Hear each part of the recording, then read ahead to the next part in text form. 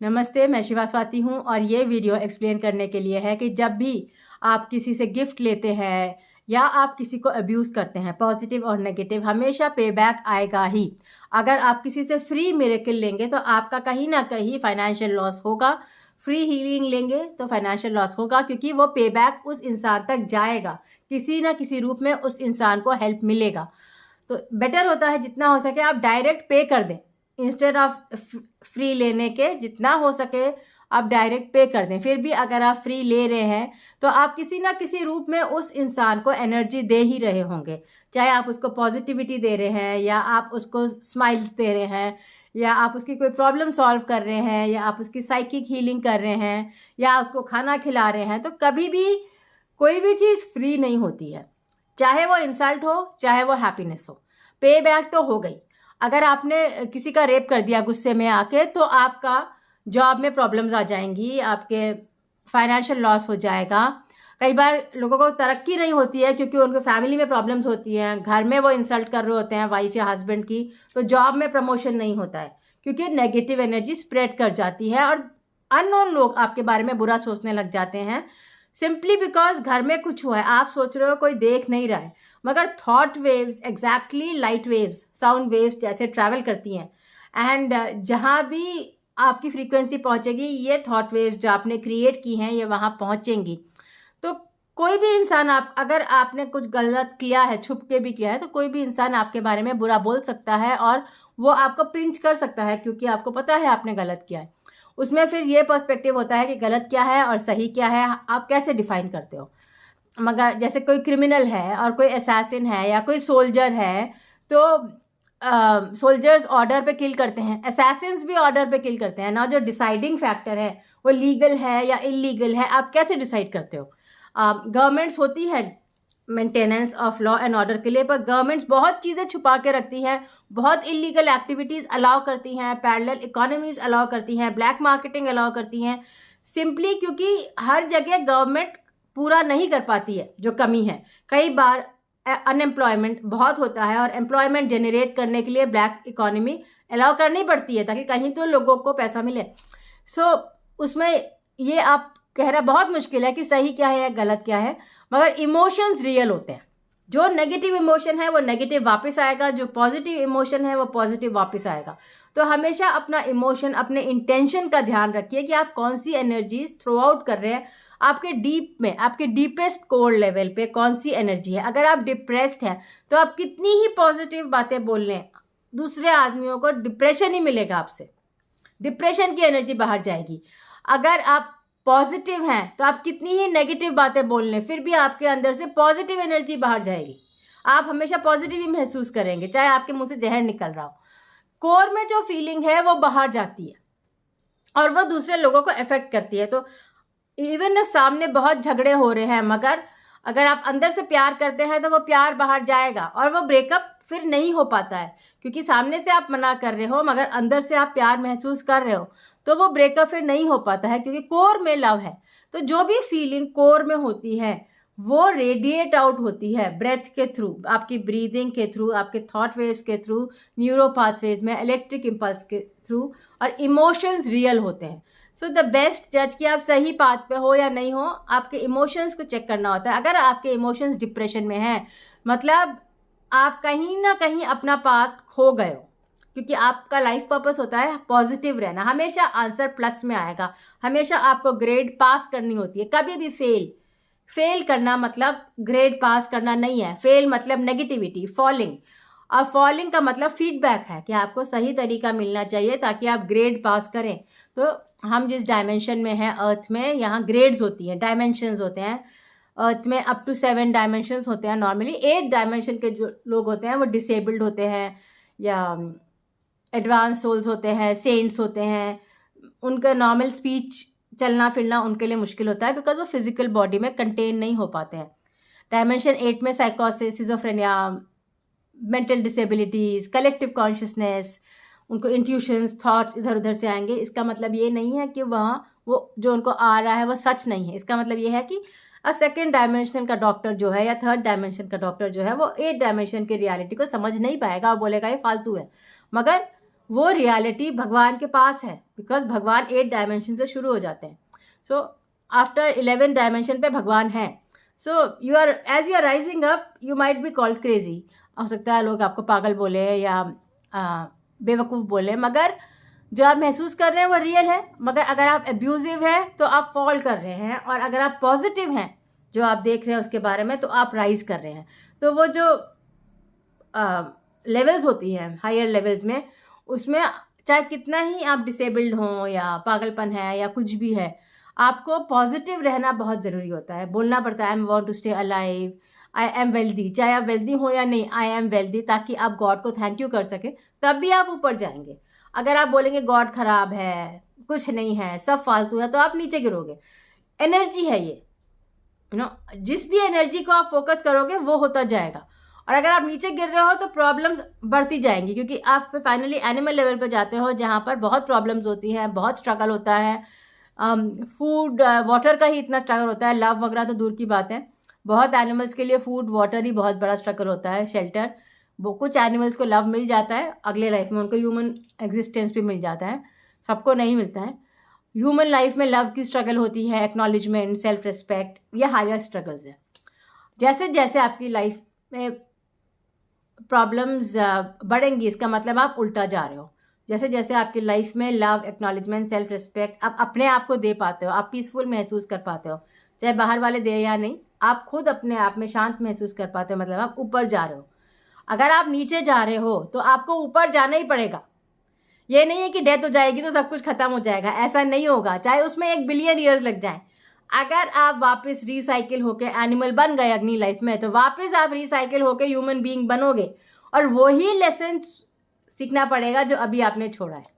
तो failure is only feedback. You will not stay at a failed level. आप कभी भी फेल्ड पे टिकोगे नहीं, आप ऊपर जाओगे, मगर उसमें लाइफ टाइम्स लग सकते हैं और बहुत स्ट्रगल है. सुसाइड कर लिया तो आप धीरे, कितने ही एडवांस सोल हो, अगर आपने समाधि ले ली, सुसाइड कर लिया तो नीचे गिर गए, अगली लाइफ में आप किलर बन जाओगे क्योंकि सुसाइड कर लिया. या फिर प्रोस्टिट्यूट बन जाओगे. सुसाइड के बाद बहुत ट्रॉमा आता है लाइफ में विदाउट रीजन. और आपके अंदर एक सोल है जो बहुत एडवांस्ड है, जो समझ रहा है, सबको फॉरगिव कर रहा है, मगर फिर भी सह रहा है, गालियाँ सह रहा है, अब्यूज सह रहा है, क्योंकि सुसाइड कर लिया. सो एडवांस सोल्स की लाइफ में बहुत मुश्किल टेस्ट्स आते हैं. जैसे जैसे आपकी ग्रेड बढ़ती जाती है, आपके टेस्ट्स मुश्किल हो जाते हैं. जैसे मैथ्स के प्रॉब्लम्स मुश्किल हो जाते हैं, ऐसे ही जैसे जैसे आप एडवांस होते हो आपकी प्रॉब्लम्स बढ़ती जाती हैं, मगर आपके सॉल्यूशंस भी मिलते जाते हैं, आपको उनको सॉल्व करना भी आता है. और जो लोअर लेवल्स के सोल्स है वो आपकी प्रॉब्लम को सोच भी नहीं सकते कि कैसे सॉल्व होगा, वो उससे भाग जाते हैं कि हमें उस लेवल की प्रॉब्लम पे जाना ही नहीं है, हमें इतना सोचना ही नहीं है, क्योंकि उनका सोल एडवांसमेंट लो है. कुछ नए सोल्स होते हैं जिनका सोल एडवांसमेंट लो होता है. कुछ सोल्स होते हैं जो बहुत पुराने होते हैं, जो इवॉल्व ही नहीं करते हैं, एक ही एग्जिस्टेंस पे रहते हैं. तो कोई फोर्स नहीं है कि आपको इवॉल्व करना है. कुछ सोल्स होते हैं जो 1 बिलियन ईयर्स ओल्ड होते हैं, वो इवॉल्व करते ही हैं, क्योंकि उन्हें पता है कि अगर इवॉल्व नहीं करोगे तो कोई चॉइस नहीं है, आपको इवॉल्व करना ही है.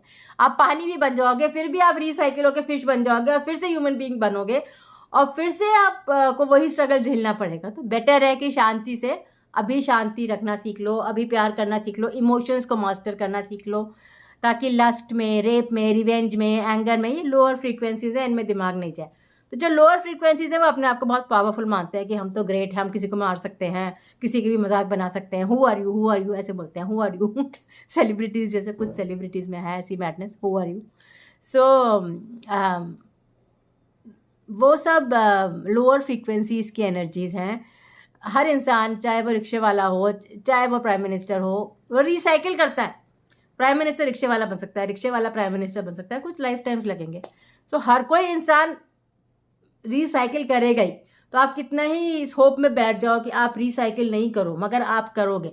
कुछ सोल्स होते हैं जो अपने ही हिस्से को 2 हिस्सों में बांट लेते हैं, और एक हिस्से को अपने सारे पाप डालते रहते हैं. जो अच्छा हिस्सा है उस पर अपने पाप डाल दिए, उसकी लाइफ में प्रॉब्लम्स कर दिए, और खुद गलती करते रहते हैं. तो लोग कहते हैं ना कि अच्छे लोग क्यों पनिश होते हैं, उनका खुद ही एंटी मैटर उनको पनिश करता है. अपने जैसे किसी का मर्डर कर दिया तो अपने ही पैरेलल सोल पर बहुत सारी कीचड़ डाल दी, अब्यूज करवा दिया, उसका रेप करवा दिया अपने ही पैरेलल सोल का, ताकि उसको उस बॉडी में मर्डर का भुगतान नहीं करना पड़े.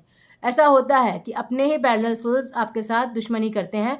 तो मगर फिर आपको उन पैरेलल सोल्स को डिसॉल्व करना पड़ता है पास्ट लाइफ के थेरेपी के थ्रू, या डिस्कनेक्ट करना पड़ता है, उनको काटना पड़ता है अपने आप से, ताकि आप शांति से रह सकें और एवोल्यूशन के पाथ पे जा सकें।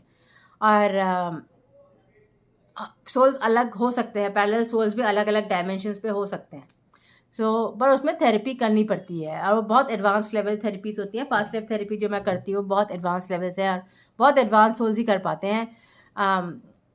पर आप ये नहीं कह सकते कि आप एडवांस नहीं है। कई बार बिल्कुल ही इनोसेंट सोल भी बहुत एडवांस्ड होता है, पास्ट लाइफ में बहुत एडवांस्ड रहा होता है। अगर आप में फेथ है, इंट्यूशन है, तो पास्ट लाइफ थेरेपी आपकी बहुत हेल्प कर सकती है खुश रहने में प्रेजेंट लाइफ में। और अगर आपको फेथ नहीं है, इंट्यूशन नहीं है, आप रैशनल लेवल पे ट्राई कर रहे हो, तो हमेशा आपकी प्रॉब्लम सॉल्व नहीं होगी, बिकॉज बहुत कर्मा है, जो स्ट्रगल है, जो आपको सफ़र करना ही होता है। तो पास्ट लाइफ थेरेपी के थ्रू आप पेमेंट करते हो तो उसमें कर्मा निकल जाता है, और क्योंकि पेमेंट करने में सैक्रिफाइस लगता है, और फिर वो पेमेंट फिर अच्छी चीज़ों में खर्च होता है। वो जो एनर्जी आप देते हो पेमेंट के थ्रू, वो अच्छी चीज़ों में खर्च होगी, वो पॉजिटिव एनर्जी कन्वर्ट हो जाती है। प्लस उसके अलावा अगर आप हीलिंग लेते हो तो आपकी लाइफ के रास्ते खुल जाते हैं, ताकि आप दूसरे लोगों की और हेल्प कर पाओ और आपके कर्मा निकल जाए। मगर आप अगर हीलिंग नहीं लेते हो तो लाइफ में स्ट्रगल रहती है, और ताकि कर्मा सॉल्व हो जाए और आपके सोल लेसन्स आपको मिल जाए। ये नहीं कह सकते कि हीलिंग डजंट वर्क, या गॉड डजंट एग्जिस्ट, या विजुअलाइजेशंस काम नहीं करते, या लॉ ऑफ अट्रैक्शन नहीं है। लॉ ऑफ अट्रैक्शन है, फीलिंग लेवल पे है, वाइब्रेशनल लेवल पे है, फिजिकल लेवल पे नहीं है। लॉ ऑफ अट्रैक्शन आपके सोल की फ्रीक्वेंसी है। अगर आप रेडियो में 91 हर्ट्ज डाल रहे हो तो बाहर से 91 हर्ट्ज की एनर्जीज आपके पास अट्रैक्ट हो रही है। वही है law of attraction, it is your soul frequency. और इसमें कोई जादू टोना वगैरह ऐसे नहीं है कि आपने कैंडल्स जला दी तो आपके पास लव आ गया लॉ ऑफ अट्रैक्शन से, ऐसे नहीं होगा। लव आ भी जाएगा स्पेल से या ब्लैक मैजिक से, तो चला भी जाएगा, बिकॉज अनलेस कि आपकी वाइब्रेशनल फ्रीक्वेंसी मैच ठीक होगी, तभी आपके पास पॉजिटिव एनर्जीज आएंगी। और उसमें बहुत टाइम लगता है, बहुत टाइम, बहुत पेशेंस, बहुत हीलिंग, बहुत थेरेपी आपको करनी पड़ती है, ताकि आप एक मीनिंगफुल लाइफ पर्पस को परस्यू कर पाओ। और जब आप इवॉल्व होते हो और रेडी होते हो, तभी ऐसा हो पाता है कि आप कर पाते हो। फिर आपको सैल्वेशन, मोक्ष भी मिल सकता है, आपको कंटेंटमेंट भी मिल सकता है, जिससे कि आपको यही प्रॉब्लम्स बार बार सॉल्व नहीं करनी पड़ेंगी। मुझे पता है जब मेरी लाइफ है, मैं बहुत ओल्ड सोल हूँ, और एटलीस्ट पिछले 16,000 साल से मैं हर लाइफ में वही प्रॉब्लम सॉल्व कर रही हूँ। फाइनली एक डिज़ायर जो नहीं पूरी हो रही है उसको डिटैच करना है। जैसे एक अच्छी शादी, एक ट्रू लव, फ्लाइंग कार्स, ये मिलके हट जाती हैं, बिकॉज कॉन्शियसनेस में, ह्यूमन कॉन्शियसनेस में अभी एक्सेप्टेंस नहीं है इन एनर्जीज की। चाहे मैं, जब भी मेरा लाइफ होता है तो मैं फ्यूचरिस्टिक लाइफ पाथ ही प्रोपोगेट करती हूँ, और न्यू वेज ऑफ सिविलाइजेशन ही बताती हूँ। हर बार जब जन्म हुआ तो सिंपली यही कि सिविलाइजेशन इवॉल्व हो। कई बार बहुत सेलिब्रिटी लाइफ टाइम्स थे, कई बार नॉर्मल लाइफ टाइम्स थे, मगर कई बार नेगेटिव लाइफ टाइम्स भी थे। जो सेलिब्रिटी लाइफ टाइम्स थे उनमें सुसाइड भी हुआ, बिकॉज नेगेटिविटी आ जाती है। जो पॉजिटिव लाइफ टाइम्स थे उनमें सेंट बन जाते हैं।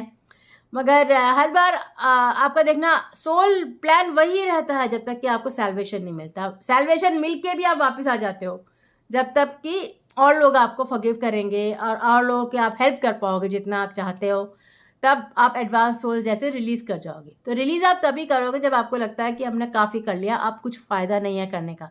जब तक आपके अंदर होप है आप वापस आते रहोगे। हाँ, जब तक आपके अंदर डिज़ायर है कि चेंज हो सकता है, तब तक तो आप अब बहुत सोल्स मार्स में भी जाएंगे, 20 मिलियन 20 मिलियन ईयर्स में वहाँ लाइफ शुरू हो जाएगी। वहाँ रीस्क्रिप्ट करेंगे अर्थ के जो पैटर्न्स हैं, और जहाँ भी जो भी फेल हुए हैं वो सक्सीड होंगे। प्रोग्राम्स बनाएंगे ताकि वहाँ सक्सीड हो पाए, कंटेंटमेंट आ जाए। 1 बिलियन ईयर्स के बाद जब अर्थ में लाइफ शुरू हो तो हैप्पी सोल्स आए अर्थ में, ताकि फिर हम और प्लैनेट से मर्ज कर पाएँ और एनर्जी से इंटरैक्ट कर पाएँ। एवोल्यूशन बहुत लंबा प्रोसेस है। ओनली एनर्जीज कैरी ओवर होते हैं। Materialism young souls, materialistic souls के लिए होता है। जैसे पेपर पे आप लिखते हो लाइनदार पेपर पे, वैसे मटेरियलिज्म है। तो जब आपको कहता है कि आपका जो फेथ है वो इमेजिनेशन है, मतलब कि उसको लाइन में लिखना है। अगर आप बिना लाइन के लिख रहे हो तो बोल रहा है कि अरे तो गंदी राइटिंग लिख रहा है, क्या लिख रहा है, हमें कुछ समझ में नहीं आ रहा है। तो वो जो आप इमेजिनेशन, इंट्यूशन से बोलते हो, बहुत लोग आपको रिजेक्ट कर सकते हैं कि उन्हें समझ में ही नहीं आता है कि आप क्या बोल रहे हो। मगर इसका मतलब ये नहीं है कि आपका इंट्यूशन एग्जिस्ट नहीं करता है। इंट्यूशन एग्जिस्ट करता है, भावनाएं एग्जिस्ट करती हैं, पर्सपेक्टिव्स एग्जिस्ट करते हैं, बहुत तरीके के पर्सपेक्टिव्स, पैरेलल लाइफ टाइम्स होती हैं। सो बहुत है सीखने को। स्कूल्स में अगर पॉजिटिव थिंकिंग सिखाई जाए 1st to 12 और फिर कॉलेज में, PhD में पॉजिटिव थिंकिंग, इमोशनल मैनेजमेंट, तो एक हैप्पी ह्यूमैनिटी, ह्यूमन रेस बन सकती है। जैसे आप इंग्लिश सीखते हो 1st to 12 and higher levels पे, वैसे ही पॉजिटिव थिंकिंग भी बच्चों को सिखाई जा सकती है। तो आप ये नहीं कह सकते कि भगवान हमारी लाइफ में इतनी डिफ़िकल्टीज क्यों ला रहा है। डिफ़िकल्टीज आ रही है क्योंकि आपको पॉजिटिव थिंकिंग में ट्रेनिंग नहीं है। एक बार आपकी पॉजिटिव थिंकिंग में ट्रेनिंग हो जाएगी तो आप डिफ़िकल्टीज कोप अप करना सीख जाओगे।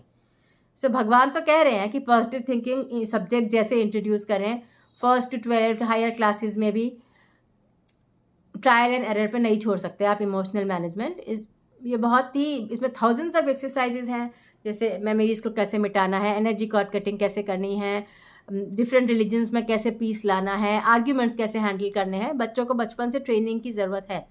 जैसे फिलॉसफी आया था, जैसे साइंस आई थी, तो सिर्फ साइंस अगर आप सिखाओगे तो नेगेटिव भी हो सकता है, डिस्ट्रक्शन भी हो सकता है। मगर अगर आप पॉजिटिव थिंकिंग के साथ साइंस दिखाओगे तो लोग साइंस को पॉजिटिविटी के लिए इस्तेमाल करेंगे, जिससे हैप्पीनेस बढ़ेगी। जितने हमें इतने ड्रग एडिक्शन दिख रहे हैं, अल्कोहलिज्म दिख रहा है, डिसेबिलिटीज़ दिख रहे हैं, ये सब कम हो जाएगा अगर आप पॉजिटिव थिंकिंग, इमोशनल मैनेजमेंट सिखाओगे। तो अपने आप ये सारे लेवल्स, डिस्ट्रक्टिव लेवल्स अपने आप 50%, 40%, 70% तक कम हो जाएंगे, क्योंकि बच्चों को बचपन से आ जाएगा कि इमोशंस कैसे मैनेज करने हैं। तो एज एडल्ट्स ऑल्सो वो वायलेंट नहीं होंगे, उनके घर ज़्यादा शांत रहेंगे और सक्सेस भी ज़्यादा आएगी। तो ये चेंजेस न्यू एज के साथ आ रहे हैं जो हमें इम्प्लीमेंट करने चाहिए, सजेशंस देने चाहिए स्कूल्स को, गवर्नमेंट को, कि positive thinking, emotional management incorporate करें स्कूल्स में सिस्टमैटिकली, ग्रेड्स के साथ, ताकि जो ज़्यादा पॉजिटिव हो उसको ज़्यादा मार्क्स मिले, पॉजिटिव थिंकिंग में हाई मार्क्स मिले, ताकि इंसान को मोटिवेशन हो बचपन से कि पॉजिटिव रहना चाहिए। Thank you.